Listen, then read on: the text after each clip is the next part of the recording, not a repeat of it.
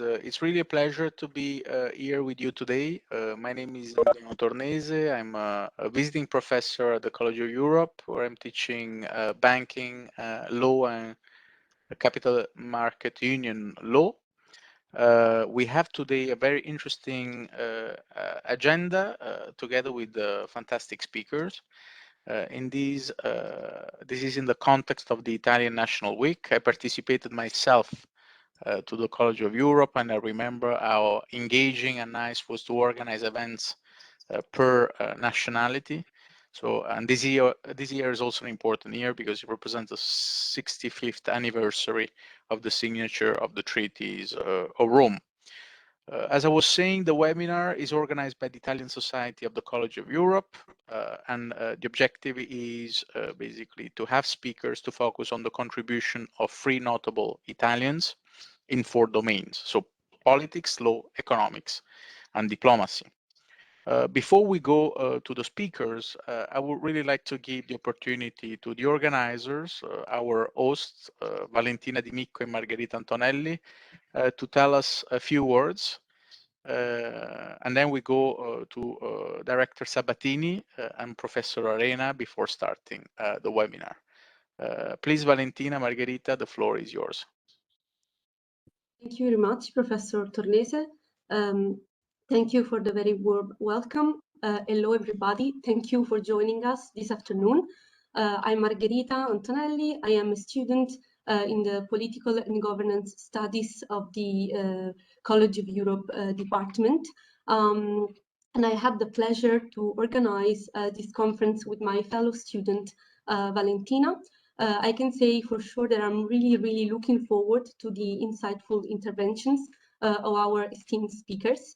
And first of all, something that I would like to say is that the College of Europe experience is a dynamic experience. As students of the college, we get to interact with people that are not only from completely different cultural backgrounds, but also from completely different academic backgrounds. And here at the college, we are encouraged to get in touch with people from different departments. The college experience is an extraordinarily interdisciplinary experience.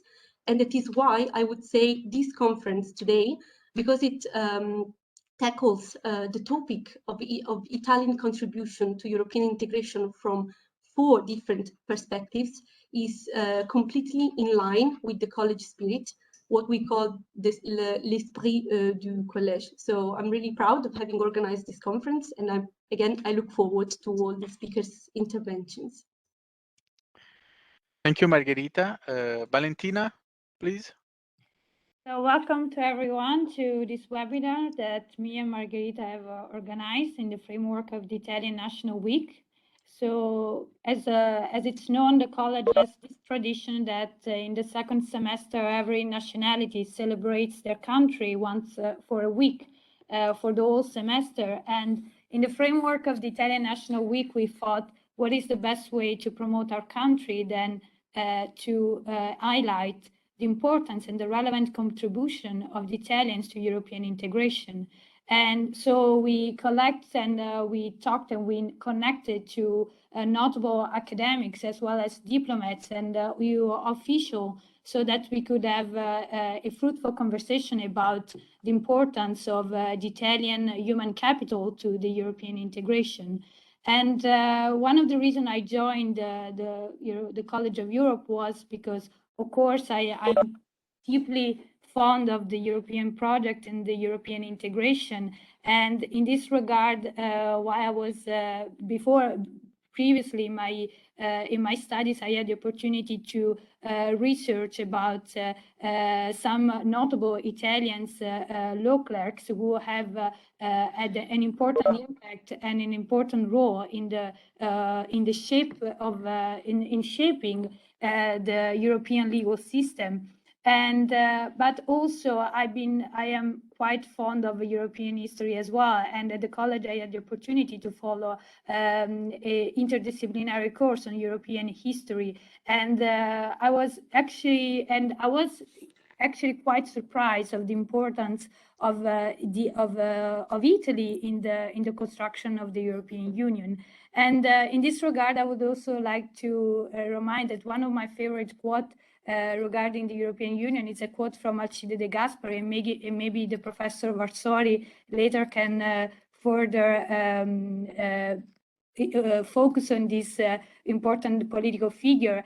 And he says that in one of his most notable speeches, he says that if we have to think about a myth, let's think about a myth that has to be the European Union. It has to be not some ideological points like an aspiration that we have to build and that we have to work daily to provide a union for the future generations. And also a couple of days ago, I was watching a documentaries, and one of the speakers in this documentary has said that a war between European countries, and I mean the smaller circle of European countries, it is unthinkable at the moment. And I think this is an important word in consideration of the historical moment that we are living in. It is unthinkable nowadays to think about a war between Italy and France and Italy and Germany. And I think this is an important gift that previous generations have given us, and that we should think about it and discuss and definitely try to understand their motivations. And that's why we are here today. So I will not try to take more out of our notable speakers, and I will pass the floor to our chair for following our conversation. Thank you very much for everyone attending. Thank you, Valentina. I think I have to say I'm very happy about the words you've been using, and indeed, I mean, I was a student myself at the College of Europe, and the motto was "United in Diversity," you know, and this is exactly what it's representing, you know. It was nice to go around the corridors and speaking with the students of different nationalities about different sectors, be it law, economics, politics, diplomacy. So that's really the added value of that, and we're really building Europe in those institutions, like in other institutions around Europe. I would give now the floor to Dr. Sabbatini, who is director of the Italian Cultural Institute in Brussels. Please, Director Sabbatini, the floor is yours. Thank you very much for this opportunity. My speech will be very brief. I salute the notable academicians, the professors, and my dear students of the College of Europe. I was rather happy to hear that the 4 sectors of analysis for this webinar do not mention culture by itself. No need, because culture corresponds to each and every sector. Its character is the soul of every human activity, including the formation of Europe. I briefly explore the possibility and the idea of the formation of European Union from the cultural point of view, just to give you a mere food for thought. In the 16th, 17th, 18th century, some Italian diplomats were actively pursuing an idea of Europe. Maybe they were doing it purposely or indirectly. Here I am referring to 2 characters in particular, the ambassador Giacomo Durazzo and the ambassador Giuliano Sabbatini, to whose family I have the honor to belong.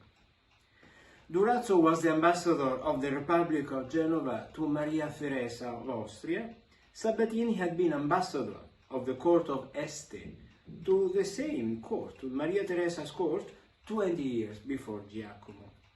Both those diplomats were illustrious in other fields of culture, in addition to diplomacy. Their activity in the most powerful empire of that period, which was no doubt the Austrian Empire, on behalf of Italy or Italian states, demonstrate that culture is a cement, a glue, which can assure a homogeneity of thought and purpose. Sabatini, for instance, was the fervent supporter of Metastasio, the famous Italian poet, and supporter of Metastasio's manners and ideas of operatic theatre and music, demonstrating how, all around Europe, music and culture were speaking Italian.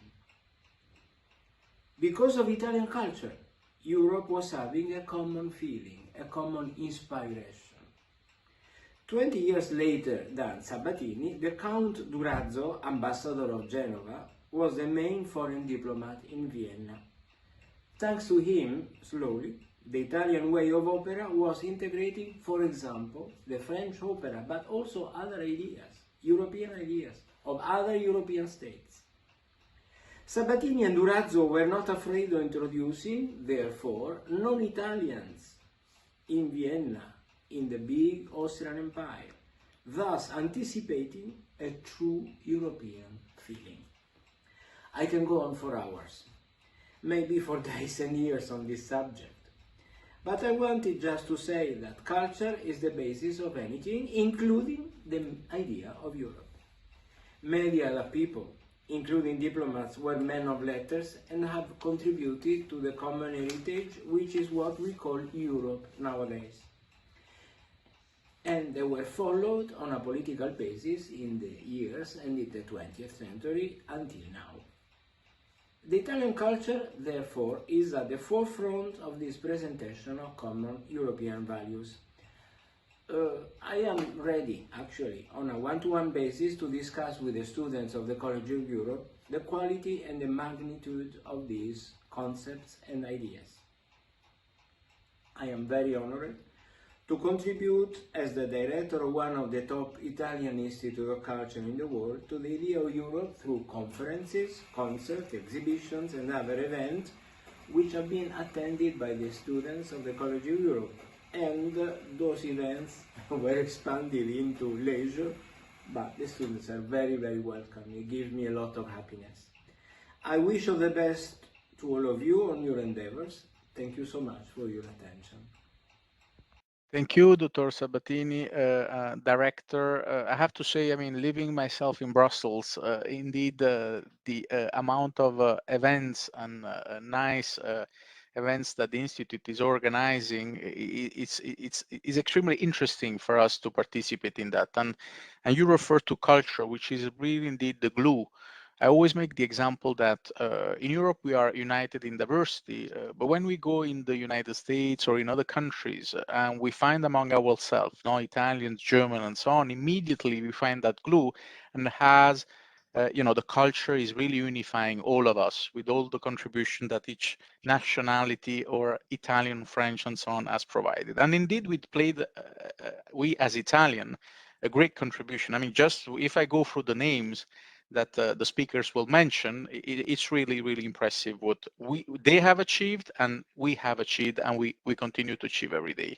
I will give now the floor to Professor Arena, Professor of European Law, EU Law, at the Federico II of Naples. Please, Amedeo.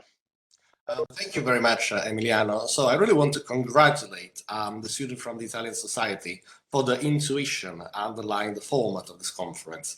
So I think Valentina di Micco and Margherita Antonelli really nailed it when they decided to celebrate the 65th anniversary of the signature of the Treaties of Rome with a webinar on the contributions of notable Italians to the process of European integrations in the four main subjects that are studied at the moment in Bruges, that is politics, law, economics, and diplomacy.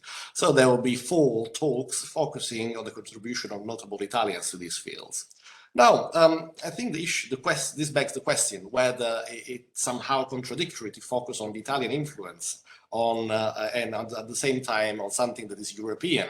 So, but the underlying ethos is not a nationalist one. It's not a nationalistic one because EU citizenship is additional to national citizenship, does not replace it. And in particular, I would like to recall what Margherita said about the esprit du collège. I have had the fortune of giving some guest lecture in Bruges, and I really found there what the director for the legal service of the European Executive, Michel Godet, wrote in a memo from the 18th of October 1963. He said that only through the cooperation among individuals from different countries can a European spirit develop.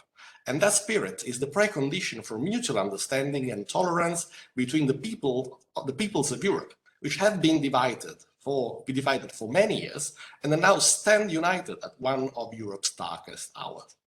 So without any further ado, I would like to give back the chair, the floor to the chair, to Emiliano, and again to thank and congratulate Valentina di Micco and Margherita Antonelli for setting up this webinar.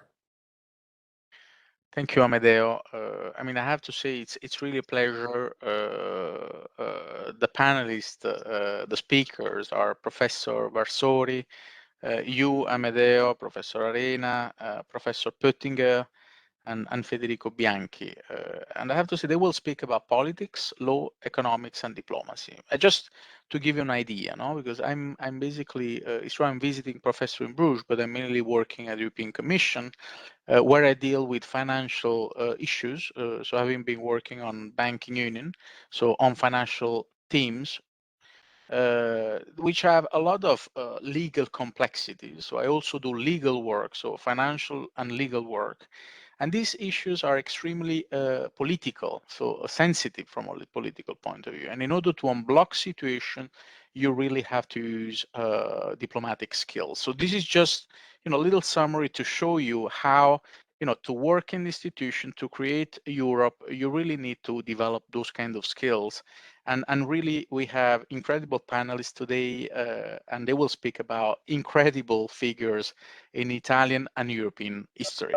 I would start with Professor Varsori, who's going to speak about those one who contributed the most on the Italian side in relation to politics. I'm referring to De Gasperi, Fanfani, and Andreotti. So please, Professor Varsori, the floor is yours.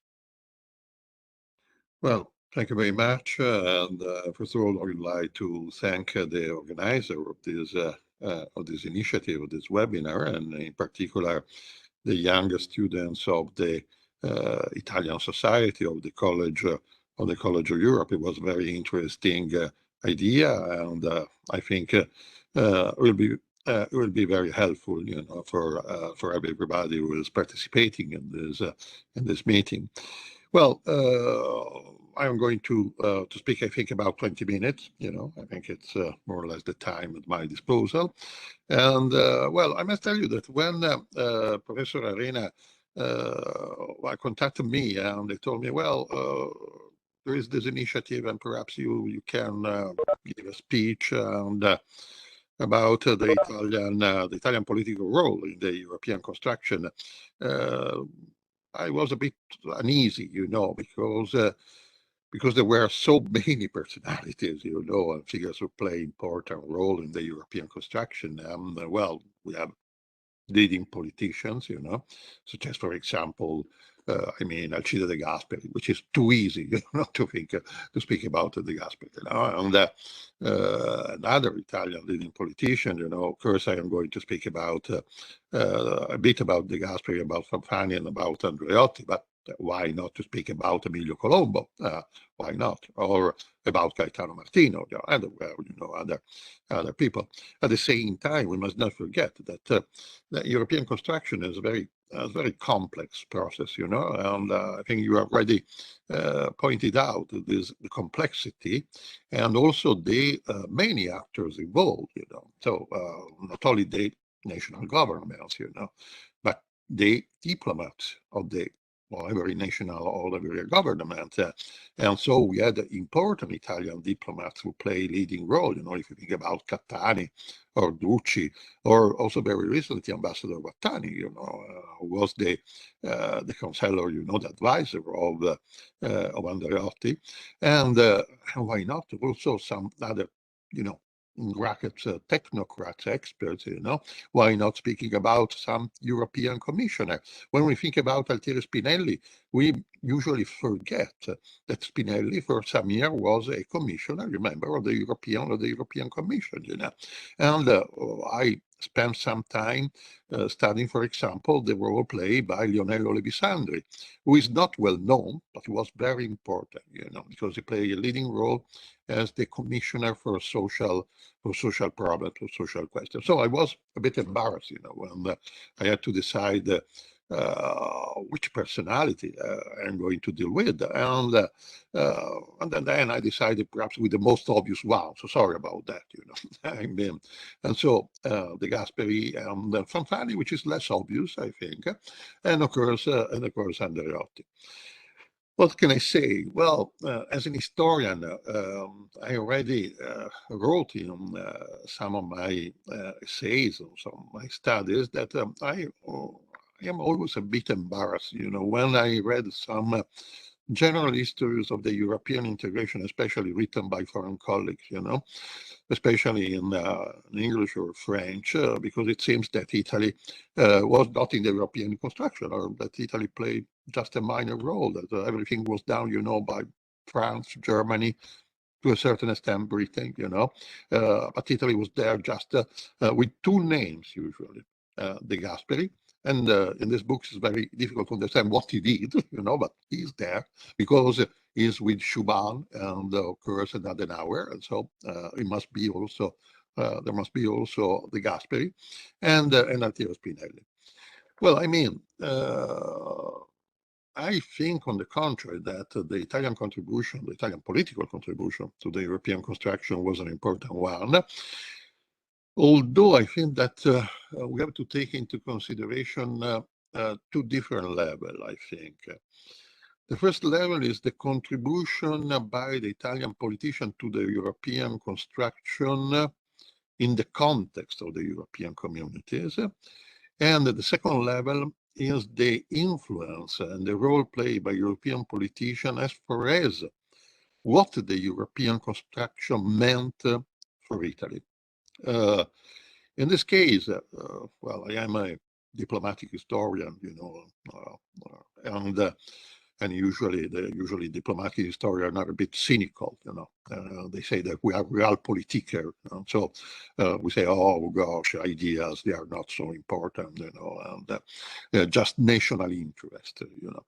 In my opinion, in the European construction, when we feel about Italian politicians, it's possible to find out, well, it's possible to reconcile, you know, on one hand, national interest, on the other, the wider European interest. And if we take into consideration, for example, the three leading politicians, which I am going to examine very quickly, very briefly, I think it's an example of what I am saying, you know. First of all, we think about De Gasperi. Of course, I am a bit critical of some interpretation following which De Gasperi is a sort of, I mean, I don't like this idea of the founding fathers, you know, of the European construction. They are there and they are the sense. We can remember, you know, the remark by Alan Milwer, you know, about, you know, the sort of founding fathers. You know, I was a bit critical about this definition, you know. And also about the interpretation following which, you know, when De Gasperi was born, he already became a federalist. You know. I don't think so, you know. It's not in that way, you know. If you are an historian, and if you take into consideration the Gasperi experience as a politician, and if you think especially about the period in which he was prime minister and foreign minister between 1945 and 1946, somebody may argue that De Gasperi was a nationalist because he tried to defend Italian national interest in the context of the negotiation for the Italian peace treaty. He was in favor of coming back of Somaliland, Libya, and Eritrea to Italy. He defended Italy's right as far as the northeastern border was concerned. He defended strongly the Italian rights to Trieste, and so on. These were national goals. Somebody may say nationalist goal. I don't know, you know. I think they were national goals anyway. And so when De Gasperi developed his strong interest, you know, in the European construction, well, of course, he supported Count Sforza when Sforza was foreign minister, and on some occasion, for example, well, the accession to the Marshall Plan, the idea of a French-Italian customs union in 1947, 1948, and obviously was very much interested in the Italian participation in the coal and steel community. Obviously, we may say that he was interested in defending also the Italian steel industry. But there is no contradiction, in defending some national interest and at the same time to be a good European and to be convinced that the European construction, that you can pursue national interest and European interest at the same time. And the case, for example, of the coal and steel community is an example of this attitude, of this approach. But I will point out in particular the Gasperi's role when the Gasperi became foreign minister once again in 1951. And in this period, I think everybody remembers, in October 1950, the French had launched the so-called Pleven Plan, the idea for an integrated European army, which will lead to the European defense community, etc. And it's true that Italy did not believe in the European defense community at the beginning, because it was not in Italy's interest. They thought that NATO was the better solution, the Atlantic Alliance was the best solution, while the EDC, was regarded with some suspicion, by the Italian diplomats and also by the Italian politicians. For some reason, I have no time, to go into detail why, the Italians were not too happy about the European defense community. But in my opinion, what is important is that in spite of that, in fact, that also the Gasperi was worried about the EDC and how the EDC was going to be shaped in 1951, and which was the Gasperi reaction. That's important. The Gasperi reaction was not, to say no, or I am here in order to reject the EDC because it's not, in Italy's interest, but it tried to find out a European solution. And as we know, the European solution was the idea of the European political community. And the fact that in the Gasperi's opinion, it was important, perhaps, to create an integrated European army. It was important to create a European defense community. But in this case, it shared Spinelli's view. There was, some contact between Spinelli and the Gasperi in 1951.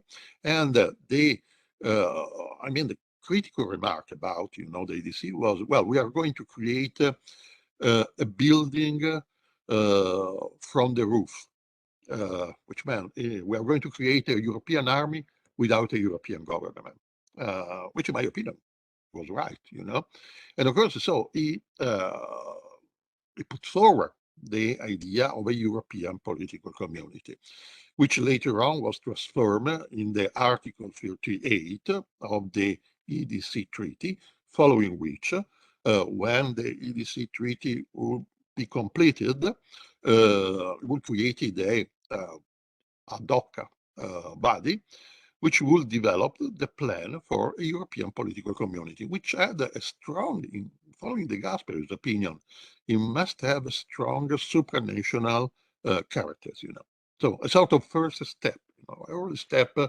towards the creation of a real, in brackets, we may say, European Federation. In my opinion, that's an example how the Gasperi was able, to deal with the European construction in a practical way, in a very pragmatic way, as an instrument to defend national interest, but also as an instrument to put forward and to give a boost to the European integration, especially from the political viewpoint. Obviously, it was a failure, we know. The EDC was rejected in 1954, and with the rejection of the EDC, also the project of EPC was rejected. But we must not forget that, for example, the Gasperi put pressure on Schuman, on Adenauer in late 1952, and he was able to convince them that it was important not to wait, for the completion, for the final achievement, for the final ratification of the EDC treaty, in order to start the study for the creation of the European political community. So once again, I would say a strong commitment towards the European construction. We know that De Gasperi was very sad, in summer 1954. He died before, the final rejection of the European defense community. But we had some letters who De Gasperi wrote in early August, 1954. He wrote these letters to Fanfani.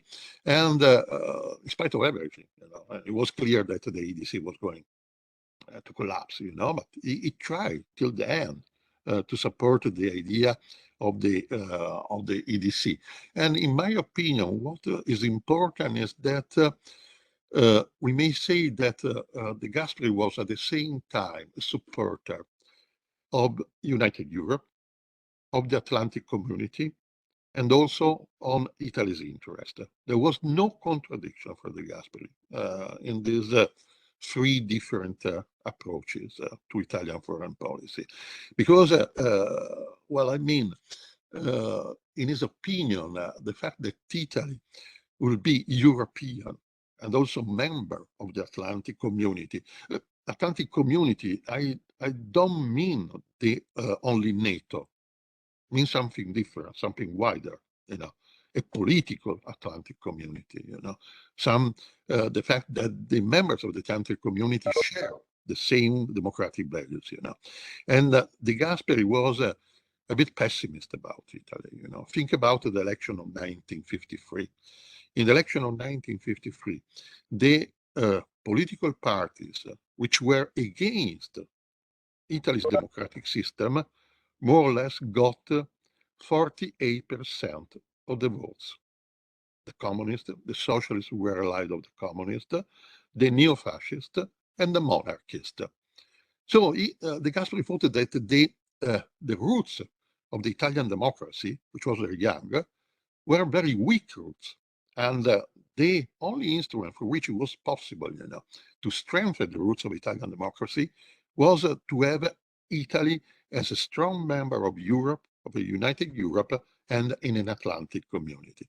So that's, in my opinion, one of the most important aspects of De Gasperi's attitude towards the European construction. At the same time, it was a failure, but the idea and the intention, I think the main goal behind De Gasperi's policy was important, and it was a way, to strengthen Italy, but also to strengthen Europe. So that's, something about De Gasperi.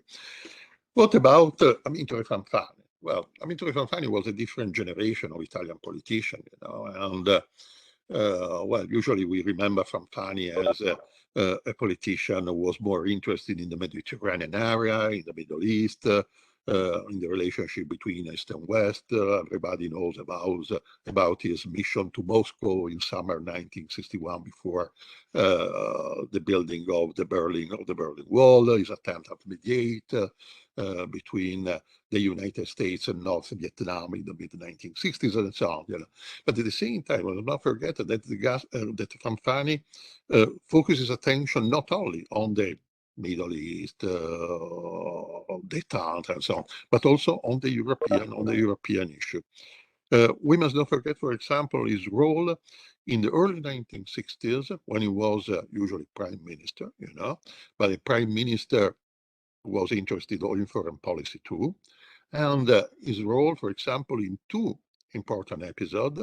The first, the Fouché Plan, and Fanfani with some diplomats, with some Italian diplomats, for example, with Catani and so on. He did every effort in order to avoid a break in the negotiation and to try to find a position of mediation, between De Gaulle on one hand and the Benelux countries and Germany on the other hand.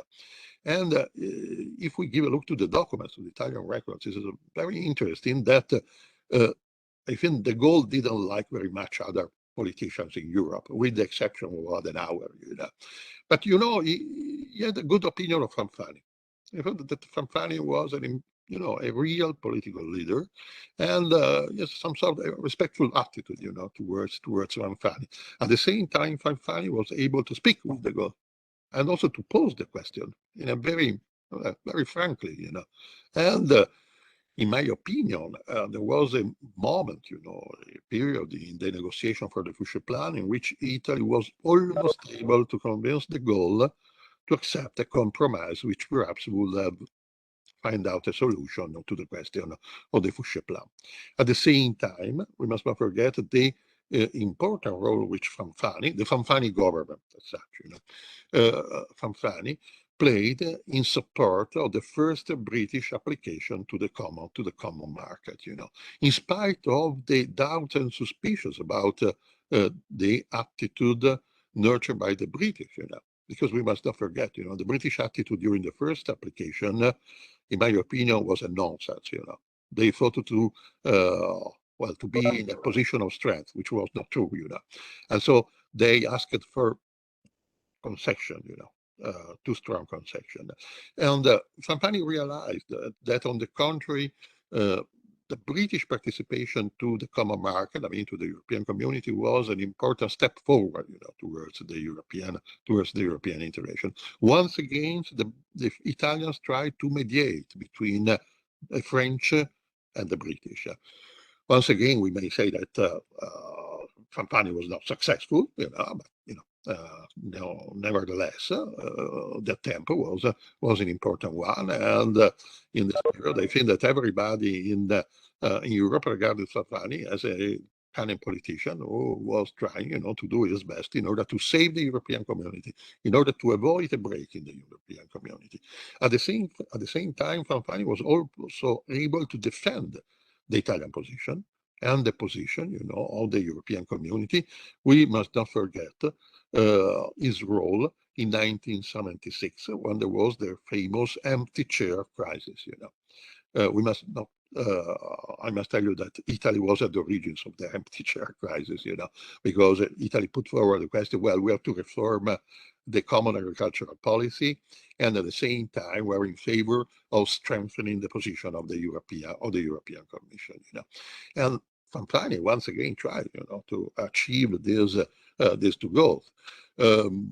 Obviously, well, he was compelled to resign for internal reason in late 1965. So the final outcome, you know, the so-called Luxembourg Compromise, was the result of mainly of the role played by Emilio Colombo, who was at the origins of the famous agreement of disagreement, because it was Colombo who find out, you know, this formula, and he had the conversation with Coude de Morville, and he put forward this idea, why not to find out this agreement of disagreement, I mean, the Luxembourg Compromise. And so, in my opinion, Fanfani had a really important role in the European construction, you know. And last but not least, I will say, we must not forget Andreotti. We have no time, you know, to go into detail, because Andreotti, well, we was for a long time, on several occasions, prime minister between 1972 and 1973. On this occasion, I think that he was not a supporter of the European integration. No, he changed his mind. He changed his attitude later on, you know. And but at the same time, in 1978, we must not forget that without Andreotti's decision, it would be very difficult that Italy would have joined immediately the European monetary system, because it was Andreotti's decision.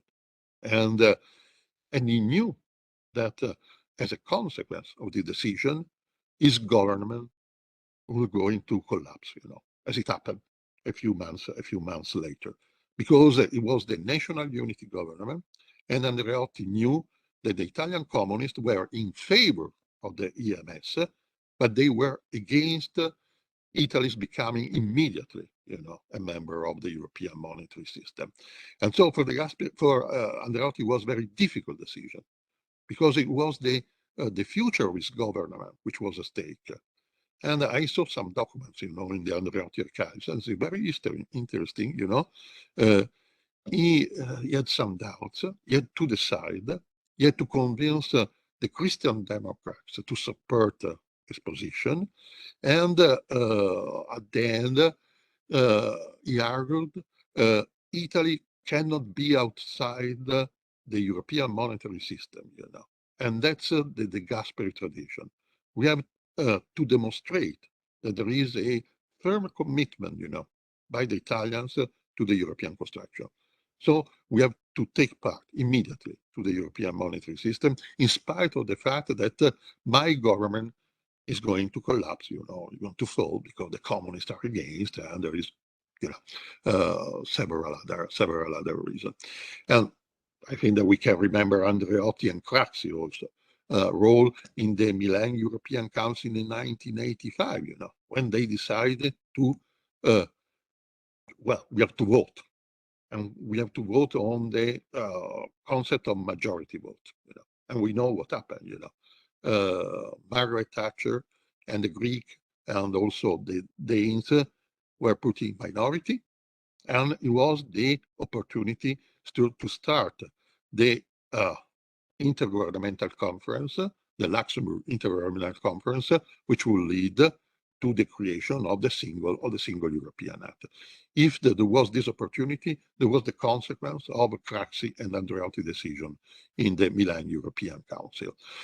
Personally, I am a bit critical of the attitude of the Italian attitude on the occasion of the Luxembourg Intergovernmental Conference, but we have no time, to go into detail about the disaster, about this question. And last but not least, what about Andreotti, and in this case also De Michelis, role in 1989, 1990, also with the support of Guido Carli, Treasury Minister, and there was a young man in that period who played some role, in the context of the Maastricht negotiation. Somebody who is now well known, in 1990 he was less well known, was Mario Draghi, who in 1991 became Director General of the Treasury Ministry, and for example, during the Maastricht negotiation, both Andreotti and Michelis, they were the stronger supporter of a stronger political integration. And I will conclude, because I think I already coming to the end of my intervention, because I will point out that usually, the usual critical remarks about Italian European policy, Italy's European policy, is that, well, the Italians always speak about ideals, political integration, and so on. So just words, and nothing practical, No. My interpretation is completely different, For example, why the Italians were so interested in strengthening the political integration, especially the role of the European Parliament. For example, rather than the European Commission, if you give a look to the Luxembourg Intergovernmental Conference negotiation, well, the Italians were in favor because of more powers to the European Commission, but they, focused their attention on the European Parliament. So the obvious critical remarks may be the following: well, that's the sort of the idealistic position, Spinelli's heritage, and so on and so on. No, in my opinion, it was very pragmatic, very practical, a way to defend both Europe and Italian interest. Because if you have to deal, with the French-German couple, and they are the point of reference, of the European construction, and you think that you have to play a role, but the French and the Germans, they think, well, our couple is a closed couple, so no Italians inside, and no British inside, obviously. How was it possible, to find out an alternative, The Commission, well, usually in the Commission, the French and the German play leading role, But why not the Parliament, Because in the Parliament, the Italian position, until the German reunification, obviously, the Italian position was the same of the Brits, of the French, of the German, the same number of members of European Parliament, but at the same time, usually the Italian members of the European Parliament, they share the same views. And so it was a pressure group which may be useful, especially because the European Parliament had always demonstrated strong interest in developing some European policies which were coherent with Italian interest. For example, European social policy, European regional policy, and so on. So you can understand that it was a very practical goal, a very pragmatic attitude, At the same time, it was a way also to strengthen Europe, because if you strengthen the European Parliament, obviously, you also try to solve the problems of the democratic deficit, to the European construction. So, in my opinion, Italy's position was more pragmatic, practical, and at the same time, very definite goals, which try to reconcile Italian interest and Europe interest. And it's all. And I thank you for your patience. And I hope I was able to give you some idea of my opinions and my interpretation about Italy's European policy. Thank you very much. Thanks a lot. Really, it was extremely interesting. And you mentioned important political names. I have to say that being a lawyer myself, having worked at the European Court of Justice, from the case law, which is full of Italian names, to academics, which is full of professors contributed to the process of European law integration, and so on. We will now speak about those who contributed to the field of law. So, Professor Arena, the floor is yours. Thank you. Thank you very much, Emiliano. So let me start my slides, my presentation. Okay. So the contribution of Italians to European integration in the field of law. I have to admit that I had the same feeling that Professor Varsori mentioned in his presentation when I had to pick the Italians who would be the subject of this presentation. I was really spoiled for choice because Italians, they did contribute significantly to European integration in the field of law. So rather than picking personalities, I decided to look at the features that distinguish European Union law from the law of other international organizations. And I think there is a certain agreement that there are three features that really set it apart from the law of other international organizations. And that is the preliminary ruling procedure, direct effect of EU law in the legal orders of its member states, and the primacy that European Union law enjoys vis-à-vis national law, not only at the EU level, but also within national legal orders. And after this choice, the choice of the personalities was easy because but a preliminary ruling, in case of preliminary rulings, the person we'll have to talk about is Nicola Catalano, the inventor of the preliminary ruling of interpretation, as we will see. In the case of direct effect, instead, we'll talk about Alberto Trabucchi, who served at the Court of Justice at the time of Van Ghent, and his vote, as we know, was, and his influence on the other judges was particularly important to make sure that Van Ghent went in the direction we all know today. And finally, in the case of privacy, we'll talk about Gian Galeazzo Stendardi. If the name doesn't ring a bell, I'll just mention that he was the lawyer for a certain Flaminio Costa, the one of Costa and Vienna, of course. All right, let's start from Nicola Catalano. So he was a southerner. He was born near Taranto in Castellaneta, and is considered the father of preliminary ruling for one reason, because he was a member of the Group Juridique, so the drafting committee of the institutional provisions and the provisions on judicial protection of the Treaty of Rome. Now, it's worth mentioning that the preliminary ruling procedure already existed under the Treaty of Paris, so in the context of the European coal and steel community law. But, it wasn't that successful, mostly because the Treaty of Paris was a traité loi, so to speak. So it was not very common for ECSC law to be invoked in the context of disputes before national courts. That was not instead the case of EEC law, and in the context of the Val-d'Uchaise negotiations, indeed we have this first draft of the preliminary ruling procedure that dates back to December 1956 by Nicola Catalano, and that provision envisaged the jurisdiction of the Court of Justice to rule on the interpretation and the application of community law.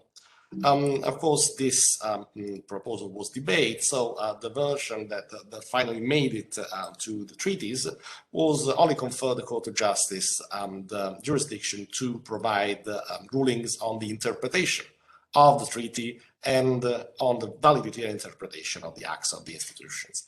As we all know, of course, the preliminary ruling has evolved in a certain way and has become an instrument in the hands of national courts and to challenge national provisions that could be at variance with community and then European Union law. Thus, it became a sort of infringement proceeding for the individual, and that has caused individuals and courts and national courts to contribute to the process of European integration through law in the context of what is now called as legal mobilization. However, it's interesting to note that although the first version of Article 177 was only about the interpretation of the treaty, so it was not expressly characterized, drafted as a judicial review provision, as a provision enabling review of national legislation, the source of inspiration of Catalano in drafting this provision, at least the first version of that provision, was indeed a judicial review kind of judicial proceeding. Indeed, Catalano drew inspiration from the Italian preliminary question of constitutional legality, which was approved in the very last session of the Italian Constituent Assembly, and indeed enabled ordinary courts to refer to the Italian Constitutional Court cases concerning the compatibility of Italian laws and acts having the force of law with the Italian Constitution. Then Catalano was appointed to the Court of Justice in 1958, and he left the Court of Justice in 1962.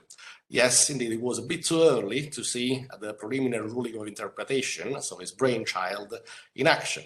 But it is at this time that he was the author of one of the earliest monographs, handbooks on community law. He then became a lawyer, and as a lawyer for private individuals and for companies, he made use repeatedly of the preliminary ruling procedure. There is a very interesting book coming out by Tommaso Pavone, who explores the role of lawyers in sometimes even constructing cases, or, as this picture suggests, even prompting national courts and helping them in drafting preliminary questions. And indeed, Catalano took full advantage of that provision. Indeed, was represented individuals and companies in at least 16 preliminary cases adjudicated by the Court of Justice. These are some of them, of course. What about Alberto Trabucchi? Well, Alberto Trabucchi was born in Verona, but his name is inextricably linked to the University of Padua, and in particular the School of Law, where he became professor of civil law in 1942. And I suppose many Italian law students still know his name for his handbook of civil law. In 2022, the 50th edition of this handbook was published. However, what is a little bit less known is that he was also involved at the very early stages of European integration process as a lawyer for the EC, the European Coal and Steel Community High Authority. For example, he represented that authority in the famous Meroni case. He was appointed to the Court of Justice in 1962, replacing Catalano, and one of the most important cases he had to adjudicate upon was the Van Genden loss case. So the question submitted by the Tariff Committee was whether the provisions of the EEC treaty could be relied upon by individuals in front of national courts. So that was a particularly close call. Of course, we will never know the secret of the deliberate, but historians have a certain idea of how things went within the deliberation room. So we know that at least 3 judges were opposed to direct effect. We also know that 2 judges, Lecour and Trabucchi, were in favor of direct effect and were able to bring on their side the remaining 2 judges, Delvaux and Rossi. In the case of Trabucchi, we also have an exceptional historical document, that is the letter that he sent the other judges, noting that the court seemed to be inclined towards a traditional solution, so against direct effect, and he instead was in favor of a more committed solution. And probably a strong influence on this approach taken by Trabucchi was his background as a civil law scholar. A civil law scholar that thus had a strong, civil law has always had a strong emphasis on the role of private individuals. And what is also interesting is that he took great care in drafting the Italian version of the Van Genderloh's judgment. For example, as you can see, the French and the Italian version of this judgment are not exactly the same. He made sure to point out that Article 12 of the EEC treaty had the valore percettivo, so it was not just a mandate for the legislator, and also that it bestowed upon individuals diritti soggettivi, so enforceable individual rights, that they could rely upon in front of national courts, thus preventing this judgment from being interpreted as conferring upon individuals only interessi legittimi, which of course did not enjoy the same protection as diritti soggettivi under Italian law. And the third Italian I'd like to talk about is Gian Galeazzo Stendardi. Gian Galeazzo Stendardi was a lawyer and constitutional law assistant professor from Milan, and he was one of the earliest Italian scholars that devoted a whole book to the relationship between the Italian legal order and the legal order of European communities. In this 1958 book, he of course theorized the primacy of community law also within the legal orders of its member state. However, we have to flash forward to 1962, when the Enel Statute was approved. So we are at the height of the Cold War. We might remember that the Cuban Missile Crisis was not that far away, and the political support for the Christian democracy was declining. So the solution by the Fanfani government was to engage in a kind of political alliance with an unlikely bedfellow, the Italian Socialist Party. And in exchange for the Italian Socialist Party's support to the Christian Democrats, the quid pro quo was the nationalization of electricity, which was a very profitable oligopoly of the time, and also many Italian middle class, members of the middle class had shares in these small electricity companies.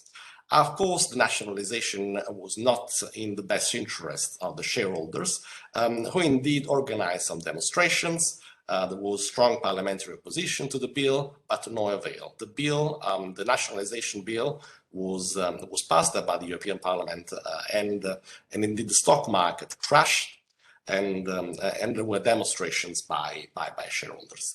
So one of the most vocal, one of the people who vehemently opposed nationalization was Stendardi, who of course sought to challenge the Italian National Legislature Statute as incompatible with the Italian Constitution and the Treaty of Rome.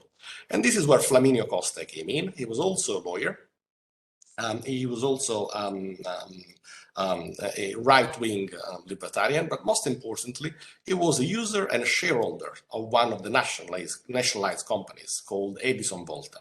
And so Stendardi and Costa brought proceedings before the Small Claims Court of Milan, Giudice Conciliatore, claiming that Enel, so the newly established electric company, had not validly taken over the electricity contract for Costa, and therefore they asked the Small Claims Court to defer the matter both to the Italian Constitutional Court to rule whether the nationalization statute was in line with the Italian Constitution and to the Court of Justice. However, their wish were granted only in part because the first Giudice Conciliatore, Carones, only referred the matter to the Italian Constitutional Court. An Italian Constitutional Court ruled on the issue in February 1964, and it took a position that is perfectly in line with the Italian dualist tradition. So it claimed essentially that the conflict involved was not a conflict between the Italian Nationalization Statute and the Treaty of Rome itself, but between the Italian Nationalization Statute on the one hand and the Italian statute that ratified the Treaty of Rome. And as the nationalization statute was adopted at a later stage in time, it prevailed over the ratification statute. So this caused dismay in certain community circles that the nationalization statute was found to be in line with the Italian Constitution, regardless of a possible violation of the Treaty of Rome. But Stendardi probably saw this coming. So as soon as he learned that the first Giudice Conciliatore was unwilling to refer the matter to the Court of Justice, he launched another set of judicial proceedings against another electricity bill that Costa had received from Enel rather than from Edison Volta. And the judge this time was Vittorio Emanuele Fabbri, who decided to refer the case again to the Italian Constitutional Court, but also, and for the very first time, to the Court of Justice in Luxembourg. So Fabri's reference dating back from 16th of January 1964 was the very first preliminary question asked by an Italian court to the Court of Justice. Well, of course, the rest is history. In its famous ruling of the 15th of July 1964, the Court of Justice ruled that the treaty carried a permanent limitation of sovereign rights of member states, against which a subsequent unilateral act incompatible with the consular community cannot prevail. And therefore, the court ruled that the preliminary ruling procedure had to be applied regardless of any contrary domestic law whenever questions relating to the interpretation of the treaty arise. Now, I think the role of Stendardi cannot be overstated. So not only he theorized primacy in 1958, then together with Costa, he brought successful preliminary rulings. He convinced the two small claims courts to refer the case both to the Italian Constitutional Court and to the Court of Justice, and the latter was the very first preliminary ruling from an Italian court. He faced off in court against some of Italy's most famous academics and lawyers. He prevailed. He had the court space his views on primacy, and not only that, the court also seems to have might have borrowed the language of Stendardi's 1958 monograph on primacy, but don't take my word for it. In 1958, Stendardi wrote that the establishment of the community would be quite meaningless if its institutions could see their acts nullified by unilateral measures of the states taking precedence over community law. In the Costa biennial judgment of the 15th of July 1964, the court ruled that the precedence of the community law would be quite meaningless if a state could unilaterally nullify its effects by means of a legislative measure which could prevail over community law. Anyway, in case you're wondering, a copy of Stendardi's book from 1958 was available at the library of the Court of Justice, so it might have been read by the judges or their referendars. All right, and so this is the overview of the contribution of Italians to European integration in the field of law. I would be happy to answer any questions you might have. Thank you very much. Thank you, Professor Arena. I mean, it's always, we went through, being a lawyer myself, we went through all the case law, which really took most of my time when studying European law. You mentioned also the Meroni case law, which is in a way one of the pillars of the case law, which allowed us the construction of the banking union. And I think this is a nice introduction also to the next, I would say, speaker, Professor Poettinger from Bocconi University, and she will speak about Mario Draghi, Monti, Cattaneo, and it will be a very interesting speech. Please, Professor Poettinger, the floor is yours. So thank you very much, and I must thank you firstly our young organizers. It is a very interesting panel, interesting choice of topics, and so thank you very much for having me. I was asked to speak by Professor Arena to speak about 3 Italian economists who were relevant in the construction of Europe. And I must say that I took some time in making my choice, and I don't know if Professor Arena still is very convinced about my choices. So I will leave it to the floor today to decide if it was an intelligent choice or not. But I must explain my criterion for my choice. And because, as Professor Arena already said, and also Professor Varsori, not only among diplomats or lawmakers, you have plentiful of names, of Italian names, when you're thinking of Europe today, but also in the field of economics. So I could have chosen many economists near to our time, perhaps nearer even. But I start with the 19th century, and that is because I decided that for you students of the College of Europe, it might be more interesting than having some examples of relevant economists today, to have 3 economists that actually represent 3 very different ideas, not only of economy, but also of economics. And that is because we are in a time of profound changes, a very difficult time, if you want, at the present. And a time of change means it is also a time of choices. And whenever you face choices, and the choices will be made by you, not by us, not by my generation, and you must have alternatives. And particularly in economics today, we have something as still a neoliberal Bible today, to which you go through in your studies. And I don't know, at the College of Europe, perhaps not, but usually in our universities, in my experience, both in Germany and Italy, this is the case. You just learn one kind of modeling, one kind of economics, and that's it. But it is not. And I think, and that is the criterion I choose today,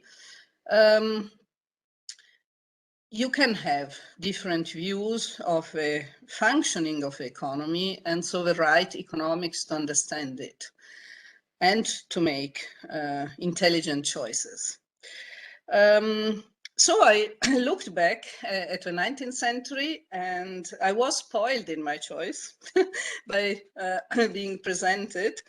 And I took Carlo Cattaneo. I don't know if any one of you knows him, perhaps the Italians, yes. So he was part of the Lombardian Enlightenment, a real 19th century man, being born in 1801 and died in 1869. As for all my choices, I will start by presenting his contribution to the European Union, as I was asked for by Professor Arena, and then going on to look at the idea of economics that is behind this contribution. So you might ask yourself, what has a 19th century economist to say about the European Union, but you might not be aware of, but surely Professor Varsori, for example, is, but probably many of you also, that in 1849, Carlo Cattaneo wrote a pamphlet about the 1848 revolution in Lombardy, in Milan, and he ended this essay by saying, we won't have peace in Europe unless we have a United States of Europe. And I think if only for these words, he should be considered among the fathers of the European Union today, and hopefully of a real United States of Europe tomorrow. But that would not be enough to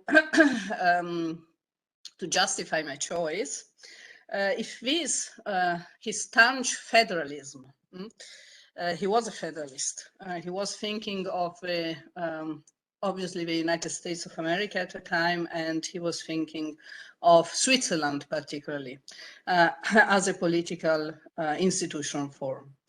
But his federalism was grounded profoundly in his idea of a functioning of the economy and the role of economics. He was not only a staunch federalist, obviously, he was also a staunch liberal. But here is the interesting point. He was not a liberal in the sense of Adam Smith. You might know, you're studying economics, as I understand it. So you will surely know Adam Smith, considered the founding father of economics, 1776, his main work. He founded Adam Smith economics on individualism. This was not so for Carlo Cattaneo. He criticized Adam Smith on this point. He denies individualism as the base, particularly of economic growth and development. So for Cattaneo, there was nothing natural in the spreading of markets and in the specialization of labor. So he denies the immanent economic order that was at the base of economics of Adam Smith. So freedom for Cattaneo was not something that you could achieve through economic growth, and economic growth did not automatically result from freedom of action.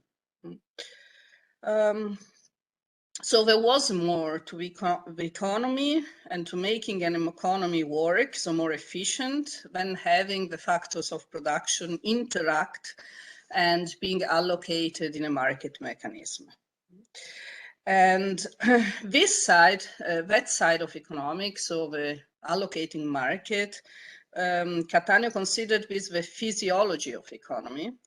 But he thought that there was something missing in studying the economy just from this physiological point of view, as Adam Smith would do, and perhaps many economists even today.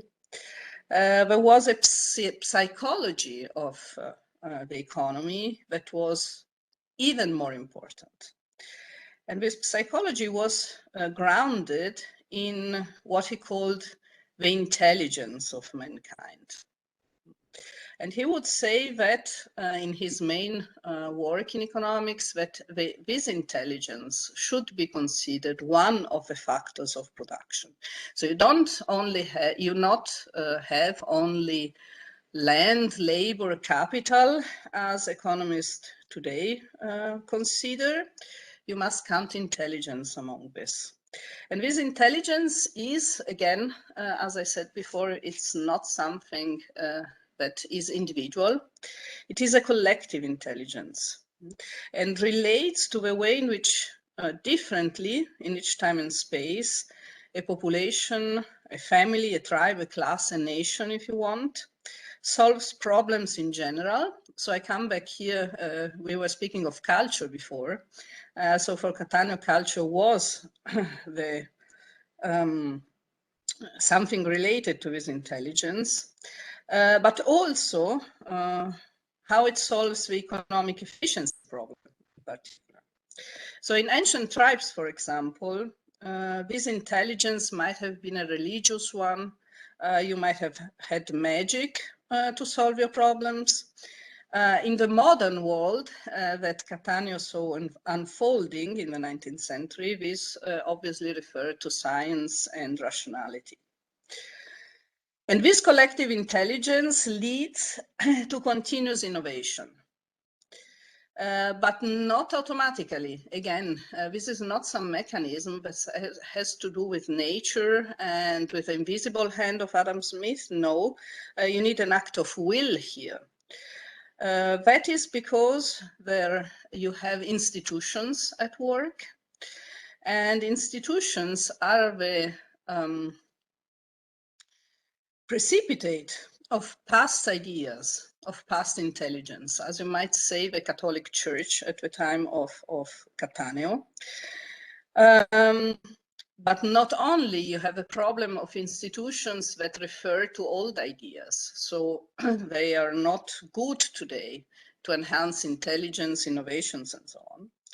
But you have also to fight the instincts of man, and today we might refer here to the results of behavioral economics, if you want.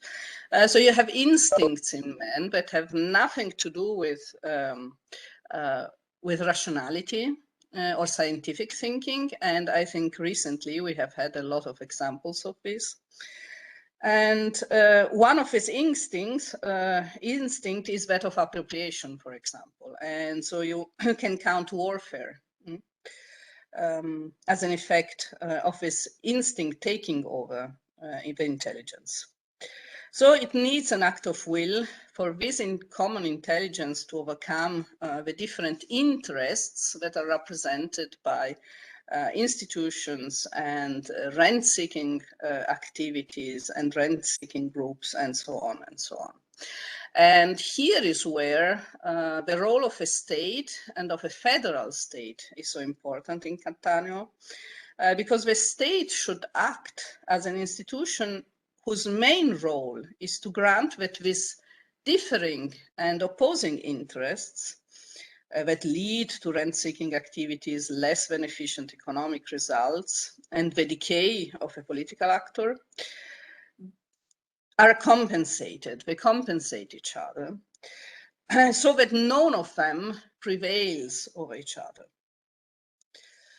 So there's nothing here about the idea of a Scottish Enlightenment that just liberalizing, that just introducing freedom of action. All these interests would vanish.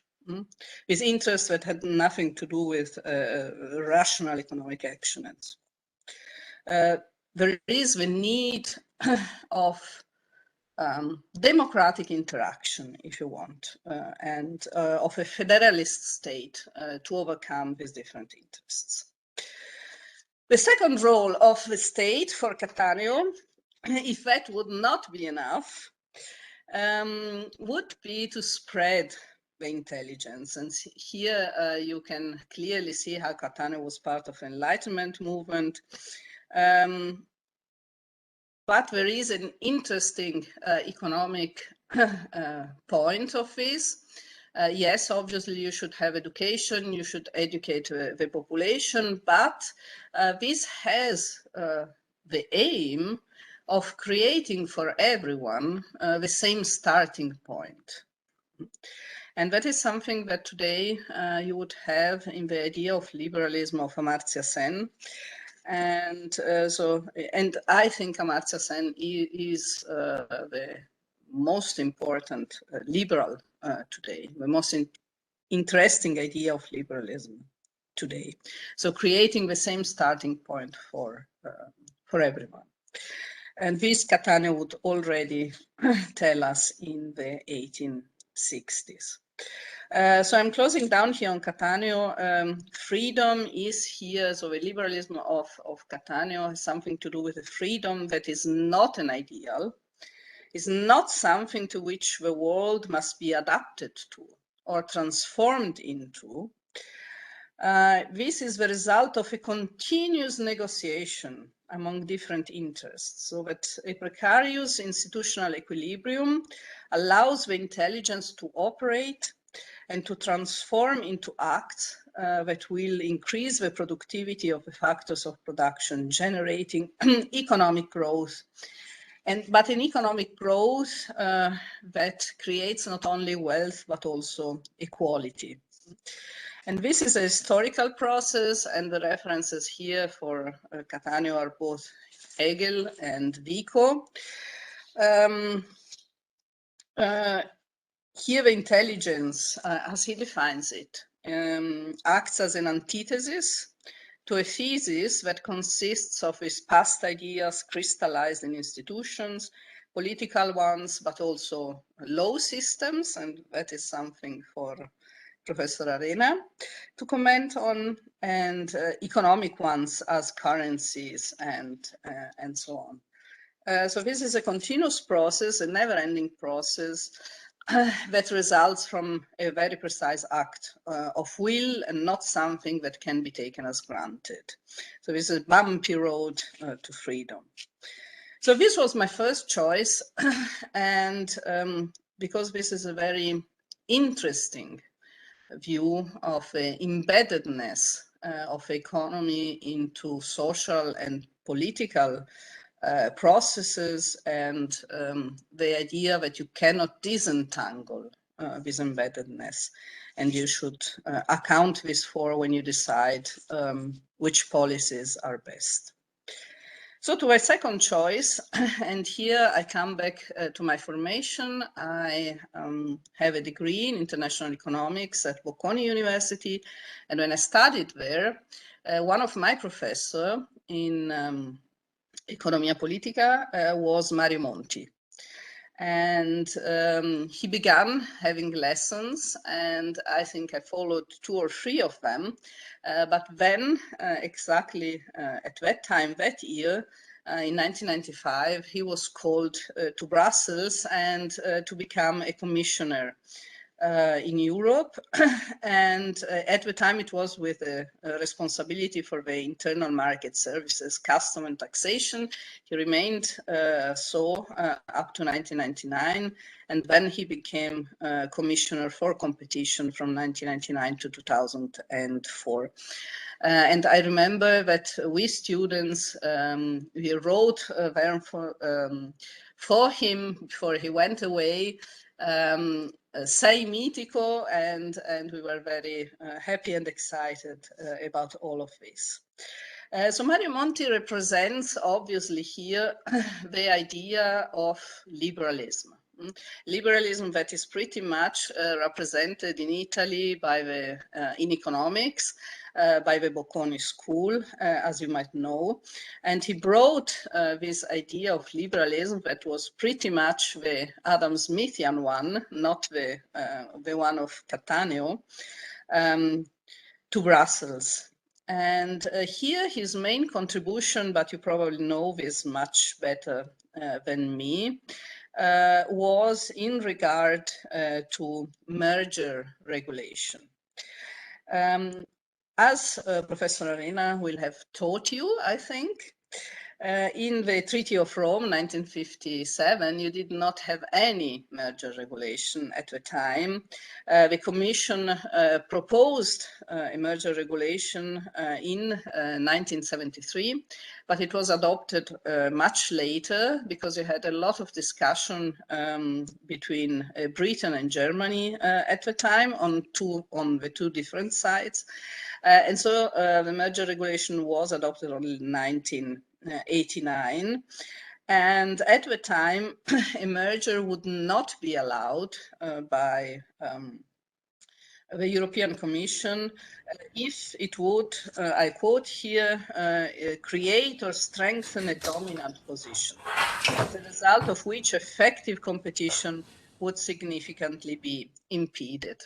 So on the basis of this regulation, Mario Monti defied and did not allow many mergers, and I think perhaps the most known one is the one between General Electric and Honeywell in 2001, because he enraged the Americans actually at the time. And the court, the European Court actually said that the merger should be allowed. So it overcame the ruling of the Commission on this. So Monti understood perfectly that there was a lot of interpretation allowed by this saying, creating or strengthening a dominant position, because you couldn't really define what a dominant position was. So his contribution was to change this regulation. And so the regulation 139 was adopted in 2004. And this would state You cannot allow a merger or concentration which would significantly impede effective competition. So there is no one speaking anymore here of a dominant position, but only of effective competition. So what does this say about Monti's liberalism, about the economic theory behind these rules? This liberalism, as I told you, well represented by the Bocconi Fortress, is not an historical process, as for Cattaneo. This is an ideal to which reality should adhere. So it must be written into stone as rules to which humans must abide.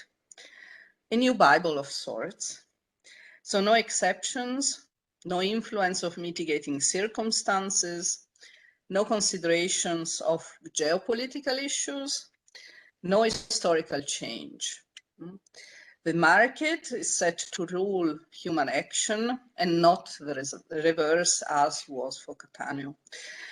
So Germans would famously say and call this Wandel durch Handel, a policy that has had the dramatic consequences that we have been experiencing from 2008 up to today. So neoliberalism, and in Germany they call it ordoliberalism, but the founding idea is the same, transformed into an ideological weapon that dramatically backfired on the whole West, causing, I fear, its decadence. And the starting point of this, if you want, is applying the Washington Consensus to the former Soviet Union republics, and the result, we can see them today. But I fear we don't have time to discuss this. So to my third choice here, Mario Draghi, obviously Super Mario, but also Mario Monti was called Super Mario at some point. Yes, when he found Microsoft, and I think it was the highest fine that was ever committed to any business at any time. And then he became Super Mario, but also Mario Draghi became Super Mario, and you all know him.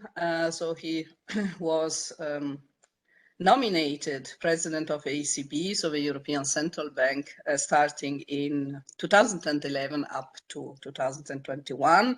And he's famous by saying whatever it takes. He would do whatever it takes to salvage the euro from the euro crisis, and that in itself was enough to really save the euro and perhaps the European Union.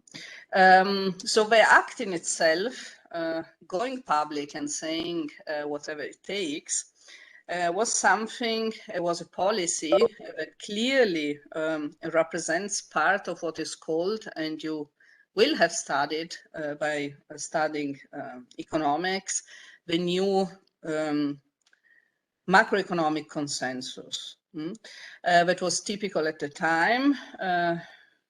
You can call it neoliberalism if you want. It is made of DSGE models that imply rational expectations. And it is by considering that economic actors have rational expectations, then you go public, say, I will do whatever it takes, and everyone reacts rationally to this by stopping speculation, and this puts an end to all the problems that the European Union had. So this is something that has to do with an economics that is traditional. But he did not, Mario Draghi did not only do that, in spite of the fact that he is so famous for this. But what happened starting with 2008 was that particularly economic actors, and this would mean not only governments, but particularly central banks, confronted with this new crisis, had to change the tools that they used to confront the crisis. And there was no theory for this. So the theory is always the same, and probably you have studied it, and it has many, many failures. We cannot go in depth into that. But what central banks, and particularly the ECB, had to do was find new solutions to the problems without having any theory backing that. And that was the strength of Mario Draghi, and I will come back to the reason why he was so good at this just in a couple of minutes. So, you know, all of these are called unconventional measures because they are unconventional, and these imply targeting longer-term refinancing operations and asset purchase programs and so on and so on. So what is the theory behind this?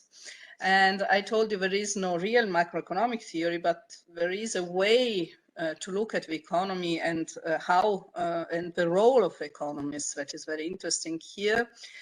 So Mario Draghi is a Keynesian. He's a pupil of Federico Caffè, probably the most knowledgeable Italian economist of post-war decades, teaching in Rome at the Sapienza. And Caffè was an eclecticist, meaning the economists, he says, faces many problems and has a toolkit of instruments to solve these problems. And economics so becomes a sort of techne. So this is no ideal, no ideology, nothing with the liberalism we have seen before. So is Draghi still a liberal? And you might remember that John Maynard Keynes asked himself the same question. And he said, am I liberal? And this seems to be the economist's version of Hamlet's dilemma. Keynes answered by saying yes. He wanted to maintain the liberal economic and political system in place, devising tools to stop it from crumbling under the duress of the crisis of 29 and 2 world wars. Keynes would say we need a cooperative economic government of the world, and that is what we had after World War II with the WTO, the FMI, and so on and so on. So this is a sort of federalist economic government of the world in the Catanian sense. Yes, so Keynes was an idealist in the philosophical sense, in the sense saying intelligence, the intelligence of man is what changes history. And Draghi also, but Keynes was an elitist. So the intelligence that changes history is not the common intelligence, the general intelligence of Cattaneo. Keynes would say we live today, we decide today, we act today according to the ideas of some economists that died 100 years ago. So one economist who died 100 years ago. And that is the same idea of Draghi.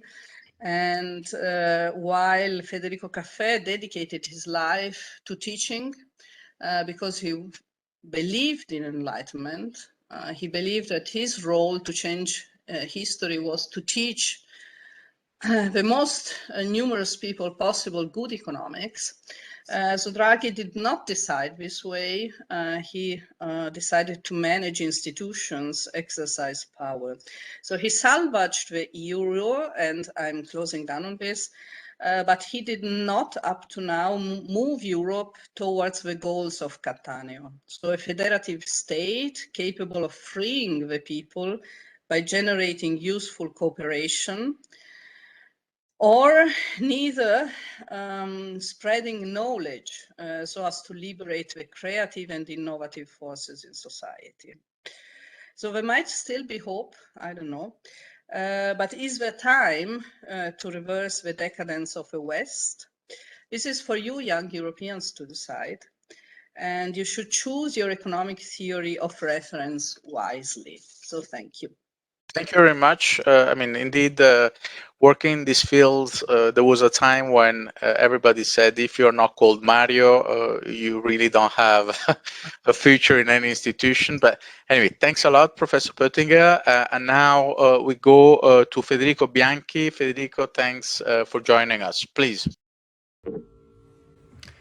Good afternoon. My name is Federico Bianchi, and I'm the head of press and public diplomacy at the EU delegation to the UK, the newest delegation of our EU network and the only one in a former member state.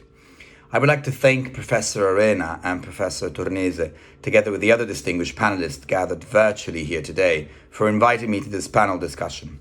I am myself an ancien of the College of Europe of Bruges campus, the Bruges campus, and I'm particularly delighted to be speaking to Italian students today.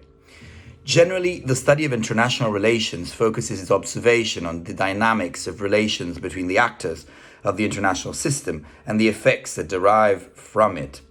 A different analysis from that carried out by the history of diplomacy, which focuses on the role of its officials.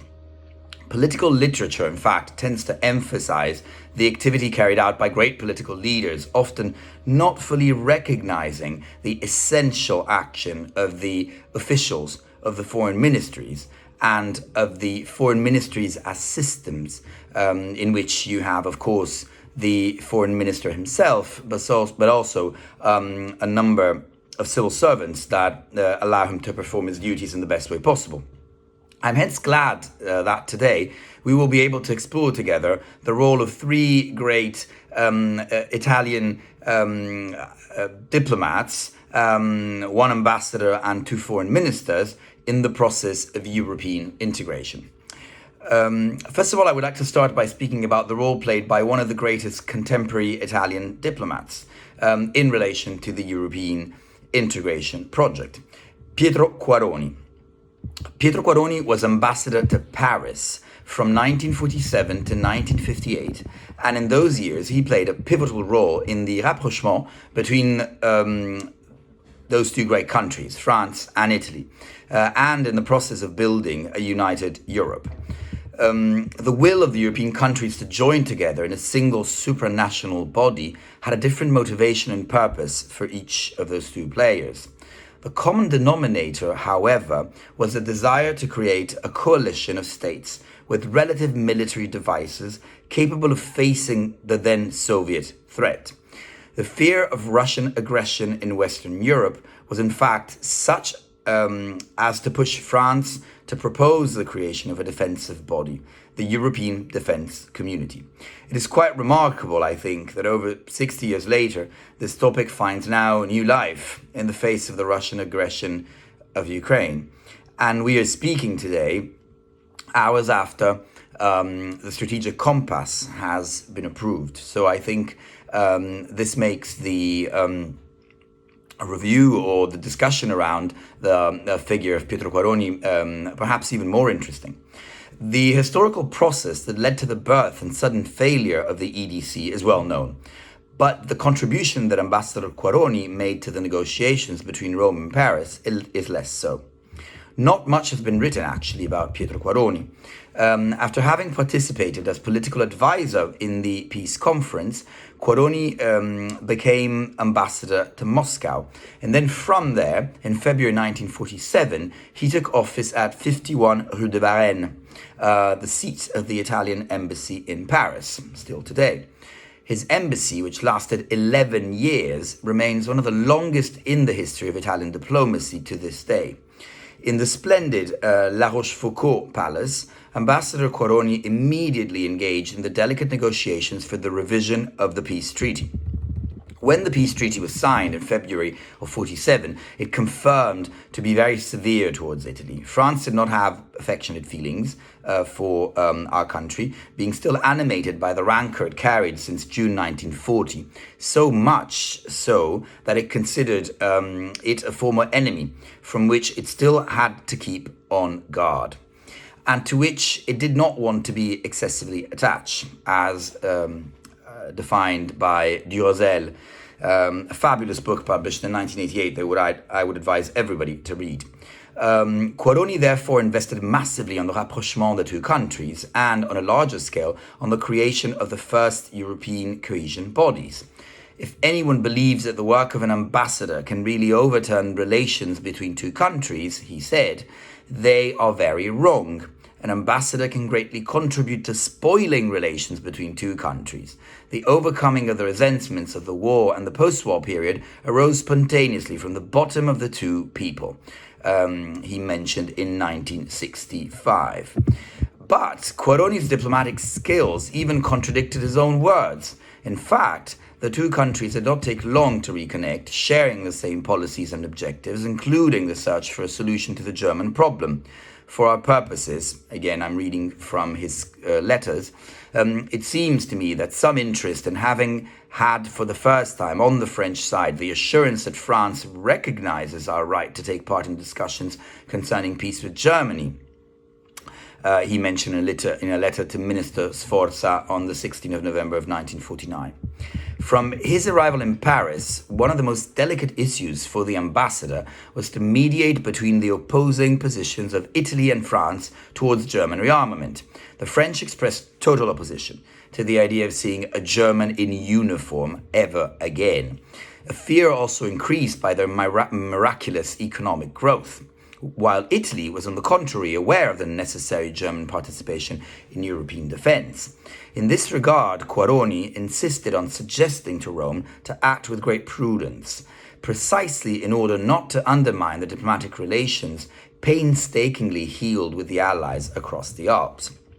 France, perhaps inspired by desires of ancient prestige, tried to stem the partition that Russia and America were operating in Europe, supporting the policy of a third force, sarcastically renamed by Quaroni the third weakness, which stood between the two.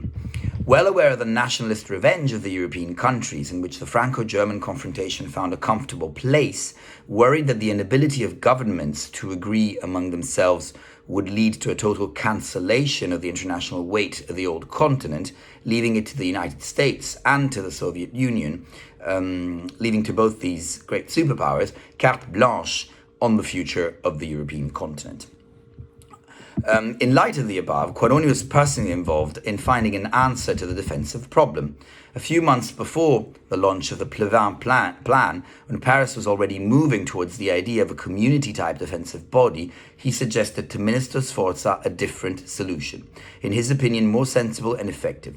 In my opinion, it would have been better to start from another basis, he writes, to give the future army, at least European, a federal character. Once the federal character of this army has been established, it would have been much easier to move on to the principle of federalizing the financing of this army as well. He writes in a letter of the 27th of March 1950 to Minister Sforza.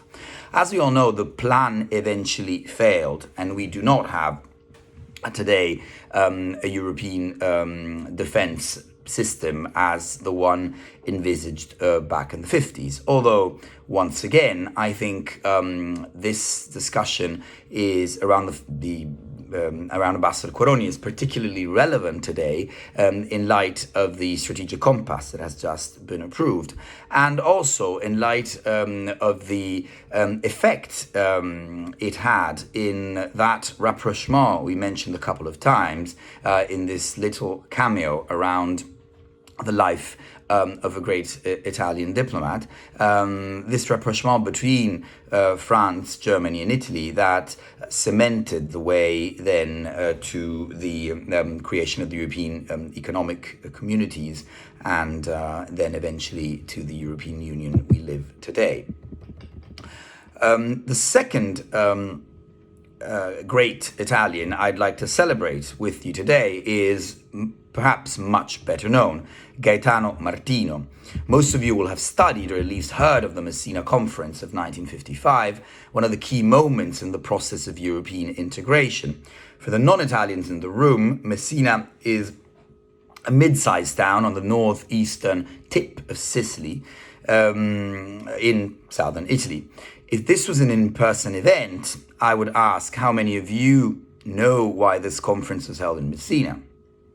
The answer is that Italy's foreign minister at the time was from Messina, and his name is as I think I've served the spoiler at the beginning of this, is Gaetano Martino. So let's delve into the life of Gaetano. Who is he? He was originally a doctor. He entered politics in 1946 as a member of the Liberal Party, a small party, which was part of Italy's post-war coalition government with the Christian Democrats and the Republicans. He became foreign minister in 1954, and 1 year later he launched the Messina Conference. Foreign ministers of the Community of Coal and Steel, so as you all know, Italy, France, Germany, Belgium, the Netherlands and Luxembourg, took part in the conference, which was presided by the Belgian Foreign Minister Spaak. Why is it important, one should ask? Well, the official pretext, the 6 foreign ministers had to appoint the new head of the Community for Coal and Steel, who was later the former French Prime Minister René Mayer. But the conference took on a much broader scope and is now seen as a key moment on the road to the Treaty of Rome, which then happened in 1957, and in the history of European integration. That's why people often refer to the spirit of Messina. Outcome of the conference, it deepened European integration through the creation of a common market, more encompassing than the Union of Coal and Steel, and a body for the joint and peaceful use of atomic energy, the Euratom. The blueprint eventually led to the Treaty of Rome of 1957. This might seem like an obvious outcome, but at the time it was not at all. Countries were split on whether to set up intergovernmental or supranational institutions, and whether to have vertical or horizontal integration, political or economic integration. And perhaps some of those questions are still out there today. Final resolution mentioned for the first time, the conference, a will to reach new goals in the road to a European construction, peruse in the stabilization of a united Europe through the development of common institutions, gradual fusion of national economies, and creation of common market and gradual convergence of social policies. Martino is a strong backer of these conclusions and had to overcome strong resistance. Why is it important, and why is the Messina Conference still studied in history classes? Well, I would say perhaps 2 reasons. On one side, the method of the Messina Conference. The task of applying the decisions taken in Messina was not given to an intergovernmental conference, as had been the case in many previous circumstances, but to a supranational body, the Spaak Committee, which was headed by the Belgian Foreign Minister Paul-Henri Spaak, who acted as a coordinator and led the negotiations which eventually led to the Treaty of Rome 2 years later. And secondly, the nature of the decisions made. The common market created the foundation of everything that came after. Common agricultural policy, single market, monetary union. It was the first step of a very long process, and this will always be linked to a great Italian, to Gaetano Martino. Finally, I'd like to entertain you with one last cameo, and I hope I haven't overstepped my time. I'd like to speak about Emilio Colombo. This name won't ring a bell for most of you, but he's been one of the most important personalities in building Italy's relationship with the European Union. Originally from the small southern town of Potenza, he was first elected to the Constitutional Assembly when he was more or less your age, perhaps, 26 years old. Later became a heavyweight of the Christian Democrats and held key roles in Italy's post-war governments ever since, including the very powerful role of finance minister, foreign minister, and then eventually prime minister. Background: the non-Italians following this webinar might not be aware of the political context. The Christian Democrats was the biggest party in Italy from 1946 to 1992. It took part in every single government in this time frame and was divided into several wings, which spanned from the Catholic centre-left to the conservative right. As it is clear from previous presentations, it is essential to understand this party if we want to frame Italy's relationship with the EU. Colombo was of the few Italians to have served as president of the European Parliament from 1977 to 1979. He oversaw, during that time frame, the transition through which the EP became an elected chamber and was awarded the Charlemagne Award. Why did Colombo play, though, a key role in the development of the European project, one would ask? Well, we would need an entire session to discuss this. I will focus on one European project in which he was closely involved, that I think in itself motivates the reason for which I chose him for the top three Italians in the diplomatic sphere or in the foreign policy world, in terms of the role they played for an ever closer European integration, a stronger European integration. The Colombo-Genscher Act of 1981. It was a joint German-Italian initiative, hence the name of the foreign minister of the Federal Republic, Hans-Dietrich Genscher. It proposed a strengthening of political cooperation at a European level, extending the EU's competence in the cultural and legal arena, institutionalization of the European Council, strengthening of the EP's power. So, quite a few things. The key idea behind it, more political integration. At the time, the EU was still mainly an economic project.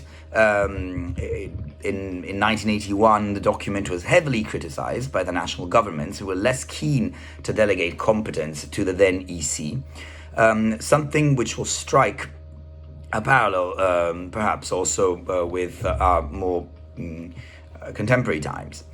After lengthy negotiations, the proposal was translated into the Stuttgart Declaration of 1983, a non-binding act which was a watered-down version of the original document.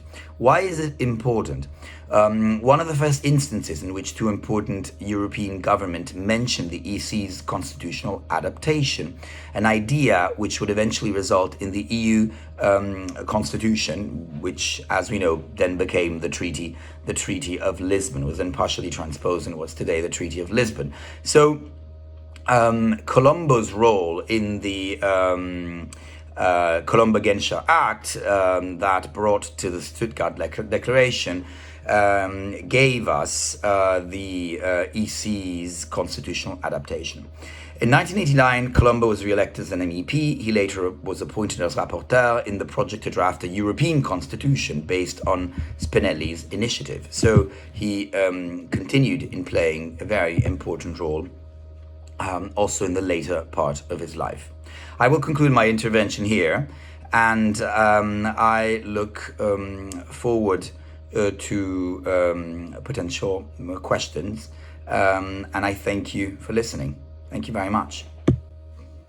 Thank you, Federico, and sorry if we had to rush you. Indeed, any of those persons would require 1 hour of talk. But I would really like to conclude. We don't have time, but I would like to conclude thanking the organizers, thanking the speakers. It was really interesting also for me to listen to the presentations. It has been really an enriching experience, and it's always nice to see such nice initiative from the students from the college. So thank you all. Good luck for this year. And as we said, please reach out. I hope that the organizer can distribute our emails. Happy to answer any question bilaterally. Thank you very much.